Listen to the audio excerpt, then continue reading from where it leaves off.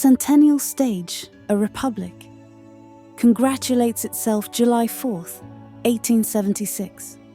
Philadelphia woke to the thunder of cannon fire and the blaze of bunting. The centennial of the American Revolution was no mere holiday. It was a national coronation. Independence Hall, heavy with history, rang with speeches celebrating 100 years of liberty. Yet in the sea of top hats and banners, 3 women moved with quiet urgency: Susan B. Anthony, Elizabeth Cady Stanton, and Matilda Joslyn Gage. They carried not fireworks, but a declaration. As the official orator boomed, "All men are created equal," Anthony rose, her black silk dress glinting like armor. She pressed forward, parchment in hand, and delivered the Declaration of Rights of the Women of the United States. The dignitaries fumbled, dismissing it with nervous hands, but the women were undeterred. Marching down the stone steps, they entered a nearby hall and read their words aloud. "We hold these truths to be self-evident, that all men and women are created equal." In that moment, the centennial split in 2. One honoring a revolution past, the other demanding the unfinished revolution. Fractured ranks, 2 paths, 1 goal. The movement that had once stood united now tore itself in 2.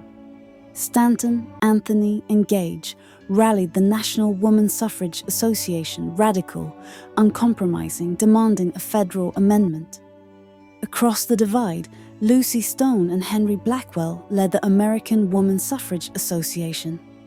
Pragmatic, conciliatory, willing to win the ballot state by state. The split was bitter. Old friends now debated from rival stages, each believing the other's path a betrayal. In New York, Anthony's voice thundered, "Justice, if it come at all, must come as a whole." In Boston, Lucy Stone countered calmly, "One step gained is better than waiting a century for the whole staircase." Their audiences applauded, but the air was heavy with division. 2 banners, 2 strategies, 1 goal, the ballot that remained out of reach. The courts closed their doors.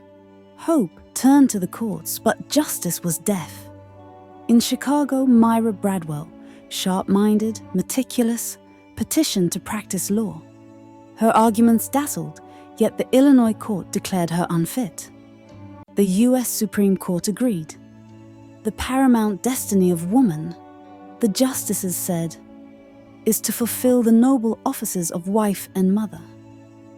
In Missouri, Virginia Minor tried to register to vote, armed with the 14th Amendment's promise of citizenship. She was refused, sued, and climbed all the way to the Supreme Court. In 1875, the verdict fell like iron.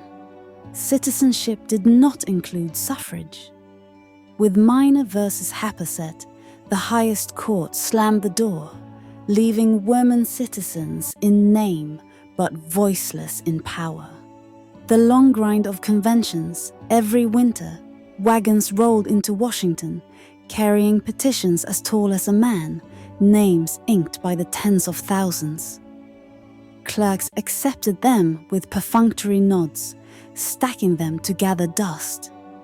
In Lincoln Hall and Steinway Hall, suffragists filled the air with speeches, declarations, and fiery appeals.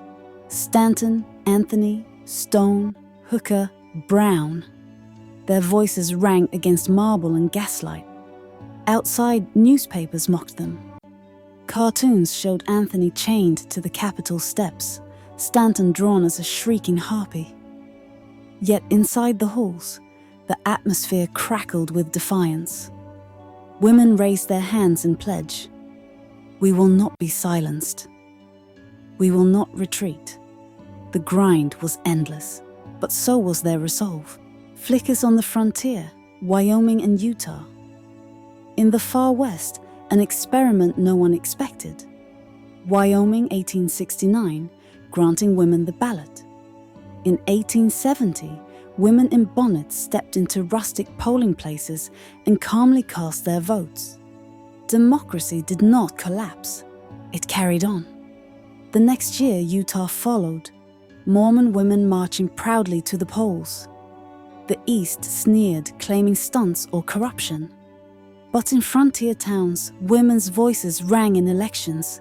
Their ballots counted beside men's. Later, Congress stripped Utah women of suffrage in a campaign against polygamy, but the memory endured.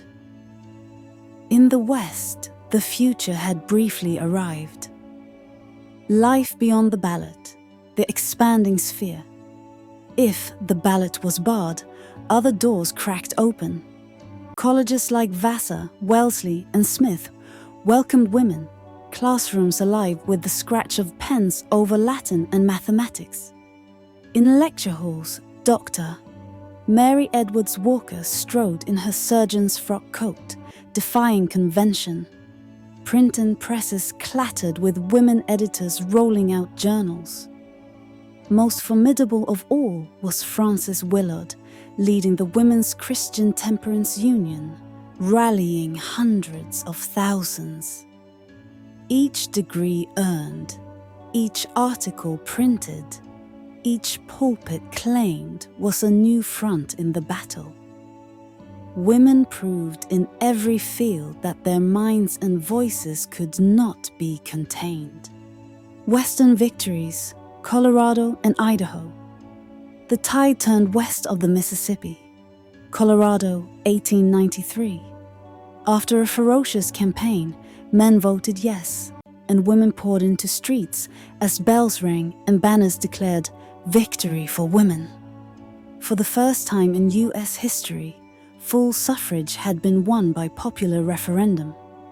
Idaho followed in 1896, women lining up at polling stations, ballots firm in hand. These states were beacons in the wilderness, proof that persistence could win. In lantern-lit celebrations, women laughed, cried, and embraced their neighbors. The dream was no longer theoretical. It was real. Global echoes, sisters abroad. The suffrage flame leapt oceans. In London, women marched before Parliament, banners clutched in foggy air. In Scandinavia, ballots slipped into boxes in snowy streets. In 1894, South Australia gave women the vote and the right to sit in Parliament. By 1899, New Zealand women became the first to vote in national elections. Maori and European women side by side. American suffragists read these reports with a mix of awe and envy. At international congresses, hands clasped across nations. Suffrage was no longer an American fight. It was global. Generational passing.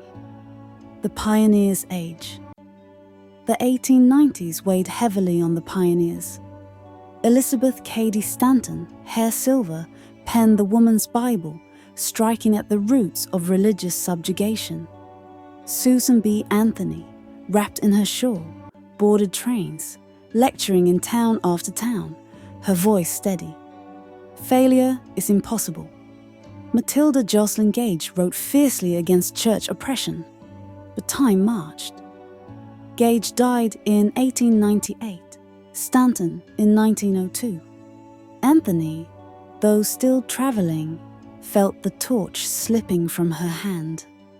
A new generation, Carrie Chapman Catt, Anna Howard Shaw, Harriet Stanton Blatch, rose, ready to carry the fight into the 20th century. The dawn of a new century. By 1900, only 4 states, Wyoming, Utah, Colorado, Idaho, recognized women's full equality at the ballot. 41 did not.